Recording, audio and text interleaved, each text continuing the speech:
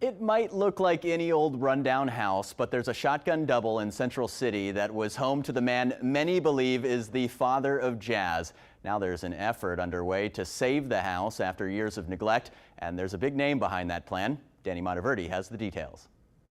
He would sit on his stoop and play his cornet, and part of what made him so famous locally was how loud he would play. He is Buddy Bolden, a man largely forgotten these days, but for people who study these sort of things, Bolden is considered by many to be the founding father of jazz.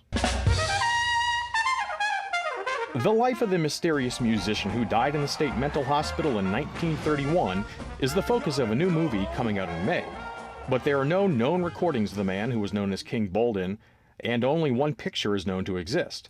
That's what makes the shotgun double at 2309 First Street so important. I literally grew up 10 steps from his house, going to my dad's church, and I was there 4 times a week and had no idea. That's PJ Morton, the New Orleans native who's made a name for himself as the keyboard player for Maroon 5. Now he wants to save the rundown shotgun double at First and LaSalle that Bolden called home. Plans are for it and a neighboring house to be converted into a museum, recording studio, and event space. Restoration work literally can't begin soon enough.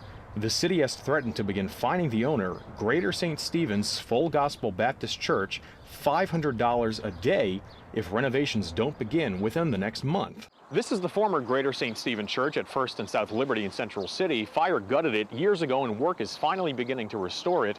Church leaders said that had to happen before they could focus their attention on the old Buddy Bolden house right around the corner. Preservationists are hopeful work on that could begin soon after years and years of neglect. Danielle Del Sol is the executive director of the Preservation Resource Center. Her group is now working with Morton on his plans. Right now we're helping them fundraise to get all the money needed to rehabilitate these 2 buildings, as well as we will advise, of course, on the historic renovation of the 2 structures. Morton founded the Buddy's House Foundation, a nonprofit that will take over the homes from Greater St. Stephen's, which is run by his parents. I know there have been delays and promises, etc. I will say that it's only forward movement right now. I'm confident in their passion, but I'm also confident that the church probably doesn't want to incur those fines, and so work's going to start imminently. In Central City, Danny Monteverdi, Eyewitness News.